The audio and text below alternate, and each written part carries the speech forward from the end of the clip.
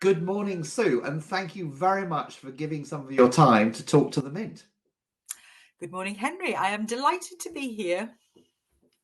Well, there seems so much going on at the moment in the land management space in terms of now we have a food price hike, but we've also got changes from Brexit, new policy, the environmental land management, carbon sequestration, so much going on. So, what do you think of these key drivers and more are going to make the most difference to how land management will look in 10 years' time?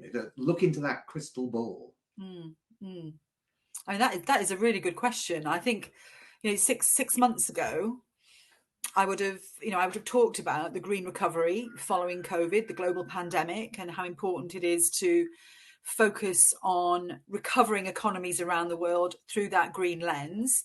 And 6 months ago, I was saying this has been a kind of a conflagration of crises, Brexit and the pandemic and the climate and nature crises that arguably are genuinely existential. And now, of course, we have a whole new crisis. We have war in Europe. We have war in a part of Europe that is crucial for a whole range of sectors, the food sector particularly, but also for minerals and for other really important commodities. And I wish we could say these were unforeseen crises, but of course they're not really.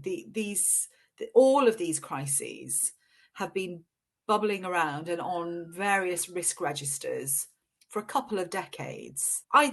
Yes, oh, absolutely, yes. If you look at what the sorts of things that people were starting to talk about from 2014, and the anxiety around Russia's ambitions, their own geopolitical ambitions, which are deeply rooted in their sense, or Putin perhaps particularly, sense of self and nationhood and influence over territory.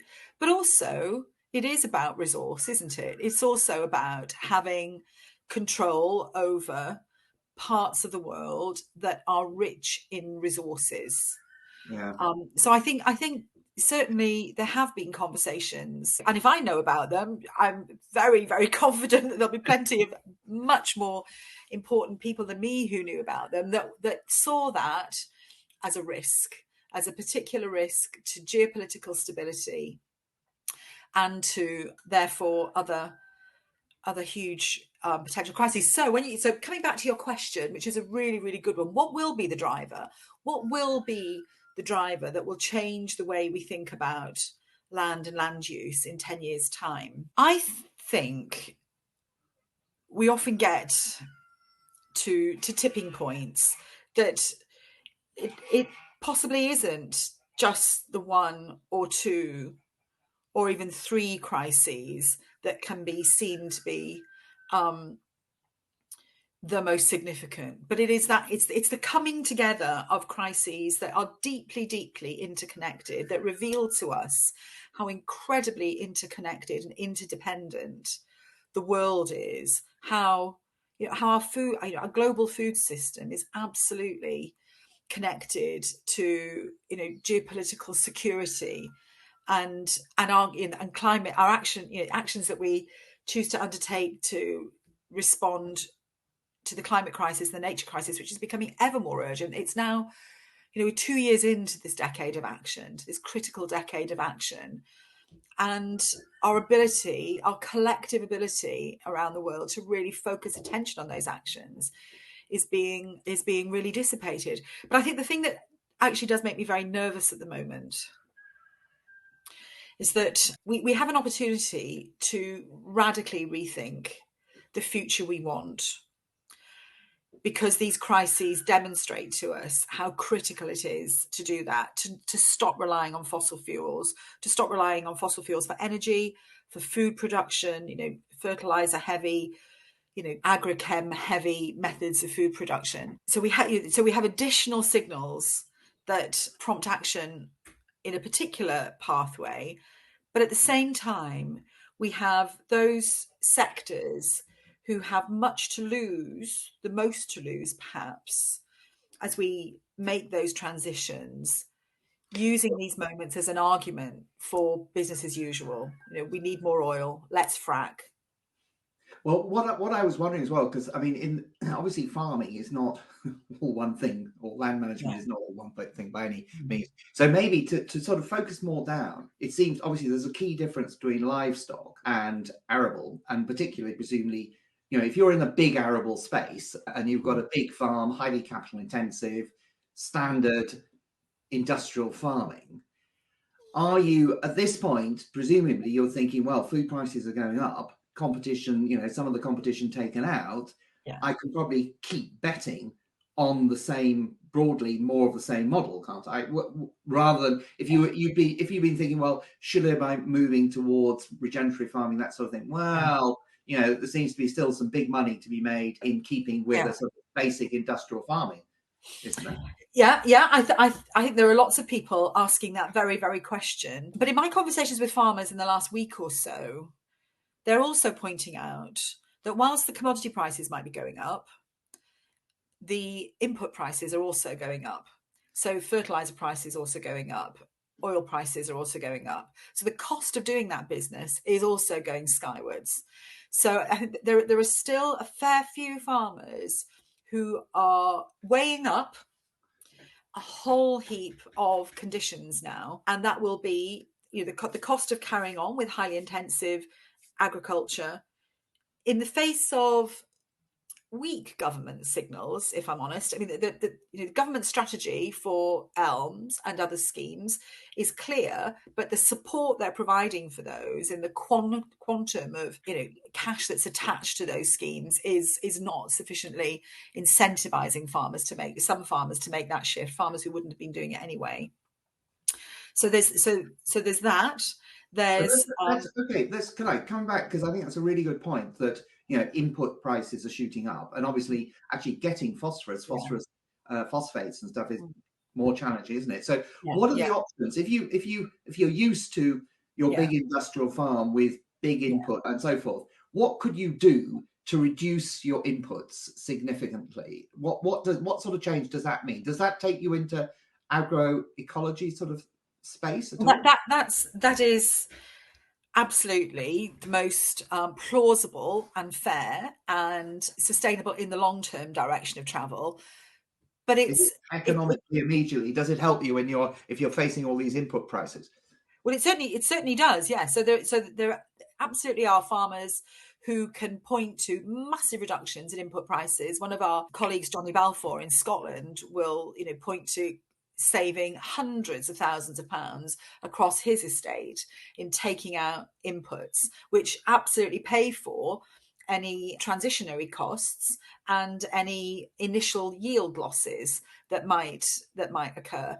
So there is a very, very clear and plausible transition pathway into agroecology for arable, introducing livestock into rotations to provide natural fertilization, using other farming techniques, using cover crops, no-till, and so on. So there's a whole range of techniques. But I mean, let's be realistic. As much as I am an advocate for that transition, nothing happens very quickly in farming, to be honest. Right. Nothing good happens quickly in farming.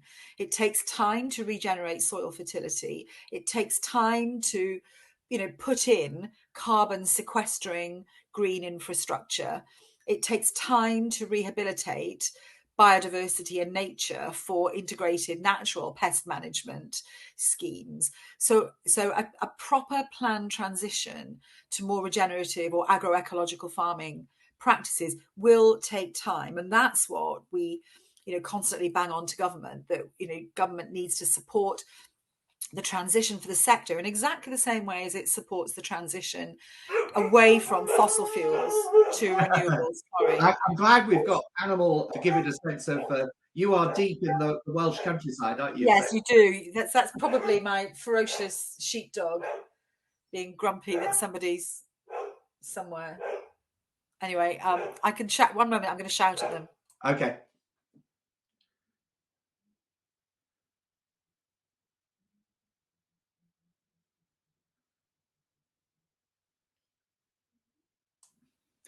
I have to So turn let's the mic off because you hear me sounding very coarse.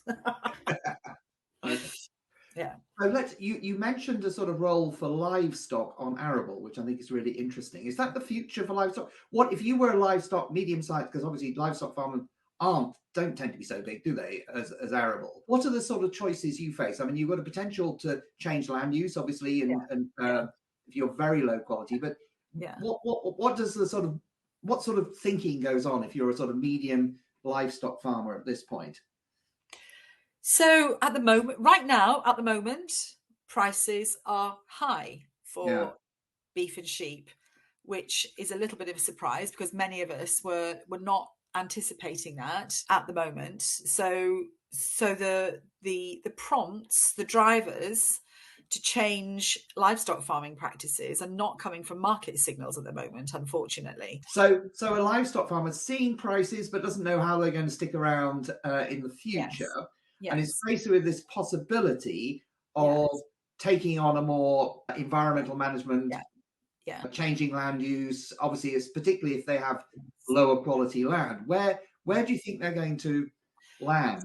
so the so there are two issues here. There's one issue that's associated with market signals, and then there is another issue that is associated with government policy and government's intentions. Now, the issue that we face at the moment is that the market signals are rather different to the ones that we expected, with Yeah. prices rising, but policy signals moving away from intensively produced livestock I think are growing. They're Yeah. clearly growing. So moving away from grain-fed ruminants, particularly, but also grain-fed pigs and poultry, has got to be really important. So when we're thinking about pressures on land use, if we're growing feed for animals rather than food for humans, that is arguably a very poor use of our land space. And presumably those input prices are going up, so they're also faced with the Yeah. if they can cut their inputs and Yes. how Yeah. and livestock. If you're cutting inputs, you have to reduce intensity, do you, basically, Yes. and use Yes, grass and and more. yes, and again, this isn't a thing that you can quickly do overnight because actually a lot of the breeds that farmers have become used to using more of require they require quite a lot of effort. They require quite a lot of input. The continental breeds that are very meaty, that are, double muscled around their haunches, they're very meaty. It's the sort of cut that the supermarket buyers like because you get a very lean, meaty cut off a single animal. They actually require they require feeding. That they often lamb early in sheds that need power and lighting. They often need additional interventions, veterinary interventions. Quite often, the big continentals are almost too big to be born easily. So to get to a place where we're using livestock that is better adapted for pasture-fed systems, extensive pasture-fed systems, it requires a bit of a shift in breeding assumptions. Native breeds, by Yeah. and large, are much better suited for those kinds of systems. So again, so quite a big change to get Yeah. the inputs down, but pressure, presumably, potentially to do that. Yes. If, Yes. Yeah. because you're depending on how things are looking with inputs versus the sort of market prices. So, Yes. and what about how does all the sort of move to so-called nature-based solutions fit into all this and the potential, I suppose, for getting finance to Yeah. invest in carbon Yes. sequestration and into net biodiversity gain, etc., Yeah. etc. Is this, do you think, of interest, or is it marginal to most farmers, or where does that sit? So agroecology is a quintessential nature-based solution which has beneficial impacts across a range of criteria. It's sequestering carbon through careful grassland management, through integrating green infrastructure into the farmed landscape, through minimizing greenhouse gas emissions through different feeding regimes and so on. And it also supports good farm livelihoods and viable farm businesses. Yeah. So as a nature-based solution, agroecology, in our view, is an absolute no-brainer. But it's not what the markets are looking for, are they? They're looking for trees and Exactly. the things that are cut and dried in terms of being able to measure and market and sell. You're exactly right, and I think that there are very serious issues associated with this rush to land acquisition by corporations or private equity to offset their emissions elsewhere for two reasons. First of all, it's that they're not minimizing their carbon emissions elsewhere. They're simply trying to offset. But the implications for landscapes and communities that live in those landscapes, particularly in places like Wales and Devon and Scotland, where land is relatively cheap to acquire, could be huge for communities, for ecosystems, but also for long-term food security. Now, that's not to say that tree planting in some parts of the country is not a really, really good thing. But I think, as you'll have heard me say before, Henry, we need a planned, open, transparent, deliberative process for land use decisions. And it just is hugely dangerous for the opportunity for thinking and planning and decision making to be taken away from communities, from governments, from people with all sorts of interconnected interests in what happens on land, to have those decisions taken away because land has been acquired for single purposes. So I think that is a real crisis. What if so?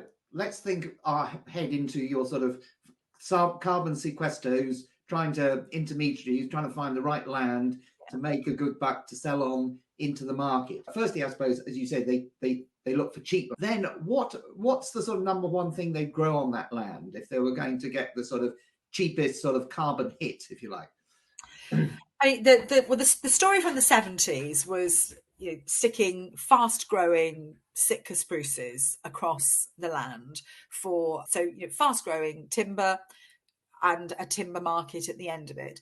Now, it's more difficult to do that these days because you need licenses to change land use. So it's a bit more difficult to go hell for leather after those fast-growing softwood monocultures. But there aren't yet enough frameworks in place or regulations in place to make sure that any tree planting has regard to the ecosystem of that particular place.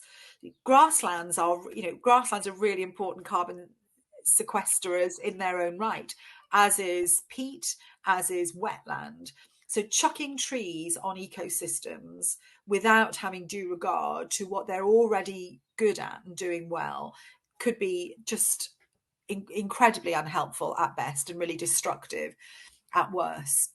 And have you seen this happen? Have you got examples of where this is happening, or is it not yet? It's a sort of future concern, if you like. Well, it's certainly it's probably still at the level of anecdotal evidence, but it's quite strong anecdote. Places in Wales farms in Wales that have been acquired at really high cost, removing the opportunity for locals to buy that land in what would have been, the kind of expected market price, and being bought by private equity and by, British Airways is another company that's been buying up land in Wales. Now, the good news is that local communities are not taking this lying down. And so there are some good examples of local communities approaching buyers to say, we expect you to work with us to make sure that this isn't a destructive project. So, there is some glimpses of hope that, strong and articulate communities are engaging with private finance to bring in multiple considerations and not just kind of unitary considerations. But what do you feel about it? If they, what do they protest? What can they have no legal basis to enforce that, do they? It's private land. Yes, yeah. Well, there are some regulatory arrangements that they might be able to draw on. Some of which is about land use change. So they could be quite protesty and difficult, and lodge objections. But the most effective approaches come from kind of thoughtful and respectful conversations, and inviting private equity into better conversations, really better generative conversations. There was a huge initiative in Wales a few years ago called From Summit to Sea, which was a very well-known example of very well-meaning foundations buying large tracts of land or working with large tracts of land to reforest from the mountains down to the sea in West Wales. And that went very, very badly wrong in the first instance, where communities felt completely excluded from decision making, and it really it almost became the poster boy for how not to go about these conversations. Now it has been recovered, thank goodness, and communities and foundations have found a better way of talking about what could happen, with multiple benefits for those rural communities in West Wales, which were feeling very, very concerned about what was about to happen to them. So it's not it's not all bad news, but at the moment you'll have heard many people say, Henry, I'm sure, that it feels like the Wild West, that people are kind of crowding in to territory. People with power and resources are crowding into territory, and there are absolutely insufficient frameworks to ensure that the right things are being done in the right places, in the right way, with the right long-term opportunities. Because as we said right at the very start of this conversation, the potential for yet more crises to come and change the balance of criteria in our decision making is still it's still all there for us. So we need approaches that are capable of being flexible and responsive in the face of so many different scenarios in front of us. The climate crisis, the nature crisis, a green and fair and just recovery, and now issues around food security and food sovereignty, and being able to take responsibility for producing more of the food that we need to consume here in the UK. Well, this is an interesting point, isn't it? Just the sort of last point I wanted a quick conversation is this sort of cultural difference that I think sort of exists between farmers who often go in, also their identity and their being is about food production, and against the sort of conservationists who come with a sort of environmental agenda, which I get the impression sometimes farmers don't see as real farming. It's not what they do. It's not who they are. Is that realistic, or is that changing, do you think? I think it's changing hugely, actually. I think it's changing hugely. It's the younger farmers I think you're right. Your point is a good one, that for lots of farmers, what they do is, of course, about making a living, making a good enough living, but it's also about doing a good thing. Yeah. So feeding the country, and indeed feeding the world, depending on what you're producing, is a way of feeling very good about what you do when you're wet and cold in the middle of winter, or not an easy life, is it? Midnight. It is not for the vast majority of farmers and people who work in farming. It is a tough, demanding life, which is constant. You're constantly on call for a crisis, which might be your livestock, or it might be a flood. It's really, really all consuming, and that's why lots of people love it so much, because it really is deeply, deeply engaging. And for older farmers, the feeding the world mantra was very much part of justifying why it was often quite hard. I think for younger farmers, I hear over and over again an absolute passion and commitment for playing their part in acting on the climate and nature crisis, right, and increasingly on the public health crisis, recognizing that what they produce needs to be healthy and sustainably produced, and preferably not going into a kind of anonymized food chain, commodity food chain, where they have no idea what happens to the product, but rather starts to produce more food for their local communities or their regions. And there's lots of farmers thinking about shorter supply chains, selling direct to the public, collaborating to sell direct to anchor institutions like schools or local authorities in public procurement. So I see, thank goodness, to my great relief and hope and optimism, very, very many farmers who absolutely understand the scale of the multiple crises in front of us and want to be part of the solution across all of those different, but nonetheless really interconnected, criteria. Brilliant. Well, that is a very good positive note to end. So thank you very much, Sue, for that sort of overview of where we stand. Great bit of crystal ball gazing. I think it's a really fascinating conversation. Thank you. Thank you, Henry. It's a pleasure to join you.